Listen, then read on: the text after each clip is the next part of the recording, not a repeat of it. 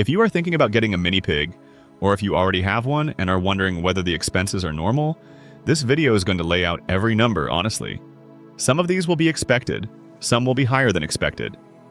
And one category that nobody ever talks about might change the way the whole equation looks. This is not meant to scare anyone out of getting a pig. It is meant to make sure the decision is based on real numbers, not marketing ones. We have already covered the myth about size and how to prepare a home. This is the third piece of that picture. The most uncomfortable one. The one that almost nobody in this space is willing to say out loud. My name is Bob, and the first vet bill I got for one of my pigs nearly made me cry. Here is what I wish someone had broken down for me before day one. The purchase price is where most people start and stop thinking about cost. A mini pig from a breeder typically runs between $300 and $3,000 depending on bloodline, location, and marketing. Some breeders charge $5,000 or more for what they call rare colors or micro lines. That price tag feels significant at the time. It is the smallest number on the entire list. The purchase price is roughly 5 to 10% of what the pig will cost in her first year. Everything that comes after is where the real math lives. Food. A mini pig eats a specific diet.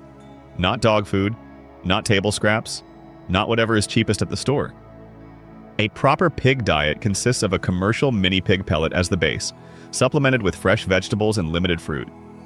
The pellet itself is not expensive per bag, but a bag does not last as long as people expect. Depending on the pig's size and age, monthly food costs run between $40 and $80. That is the pellet plus fresh produce. It does not include treats, which added another $10 to $20 per month if used for training. Over a year, food alone runs roughly $500 to $1,000 for a pig that people expected to eat leftovers. That number surprises almost everyone.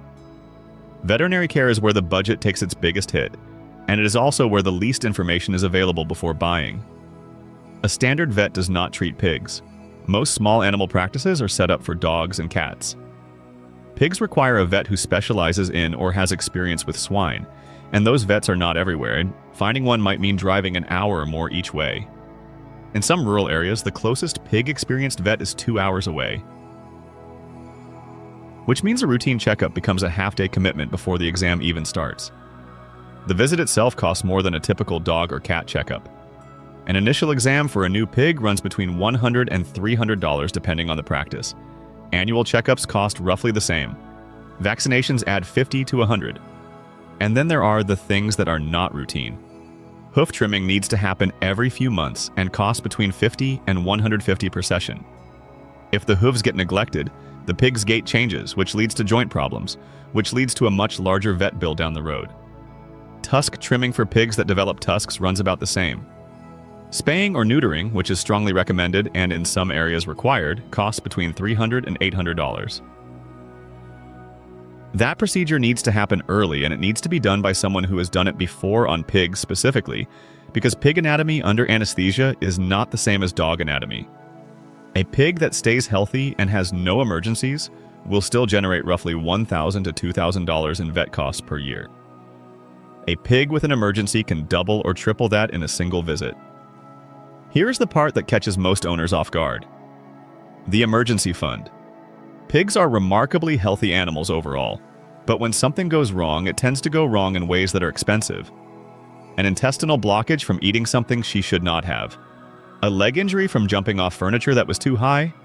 A skin condition that needs specialized treatment. Respiratory issues during seasonal changes. Each of these can run between $500 and $2,000 depending on the severity and the specialist involved. The challenge is that pig emergencies often require a specialist vet, which means emergency rates on top of specialist rates, and specialist emergency clinics that accept pigs are even rarer than regular pig vets. Finding one at 10 on a Saturday night is an experience that no amount of preparation fully covers, but having the money set aside at least removes the financial panic from the medical one. There is no widely available pet insurance for pigs the way there is for dogs and cats. Some policies exist, but they are limited in coverage and higher in cost. A few companies have started offering exotic pet policies that include pigs, but the deductibles tend to be high and the exclusions extensive. Setting aside a dedicated emergency fund of roughly $1,000 per year is not paranoia. It is planning. The fund sits there unused in good years. And in a bad year, it is the difference between treatment and a very difficult conversation. Damage. This is the category that nobody puts on the breeder's website. Pigs chew baseboards. They root up flooring. They open cabinets and redistribute the contents. They test furniture with their snouts, which are strong enough to lift the edge of a couch if they decide something underneath needs investigating. The linoleum in the hallway, the corner of the door frame, the garden hose, the shoes by the front door, the charging cable that was plugged in behind the nightstand. One of the girls in the herd went through a phase where she decided the kitchen baseboard was a personal project. Every evening, a little more progress. By the end of the month, roughly 4 feet of baseboard had been systematically removed and deposited behind the couch, not eaten, relocated, as if the baseboard belonged somewhere else and she was correcting a design mistake. Over the first year, household damage from a pig ranges from minor, maybe $100 in replacements, to significant. Potentially $500 to $1,000 if the pig finds the right thing to dismantle. The good news is that damage decreases over time as the pig settles and the house gets properly pig-proofed. The first year is a negotiation. The pig tests everything. The owner learns what needs protecting. By year 2, both sides have figured out the boundaries, and the damage drops to the occasional cable or shoe that was left in the wrong place at the wrong time.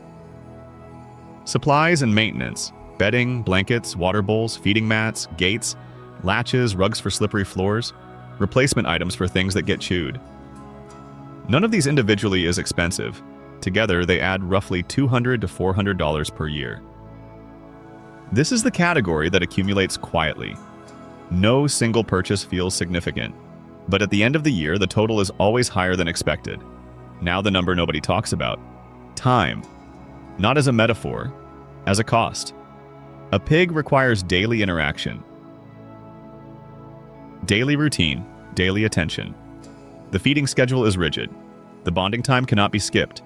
The vet appointments take half a day because the specialist is an hour away.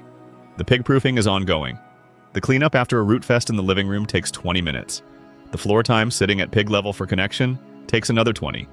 The training sessions, short and frequent, add up. The hoof checks, the skin checks, the weight monitoring, none of this appears on a receipt. But if that time were converted to an hourly value, it would be the largest line item on the entire list. A conservative estimate is roughly an hour and a half per day of direct pig-related activity. Some of it overlaps with time that would be spent at home anyway. Some of it does not. This is not a complaint, it is a reality check. A pig is not a low-maintenance pet. A pig is a high-engagement, high-reward, high-time investment companion. The people who thrive with pigs are the people who understood that going in. The people who struggle are the ones who expected something closer to a cat. So here is the total. The first-year cost of owning a mini pig, including purchase, food, vet care, emergency fund, damage, and supplies, falls in the range of roughly $3,000 to $7,000 after the first year. Without the purchase price and with reduced damage, annual costs settle into the range of roughly $2,000 to $4,000. These numbers vary by region, by pig, and by the owner's approach to care. But the order of magnitude is consistent. A pig is a multi-thousand-dollar per year commitment.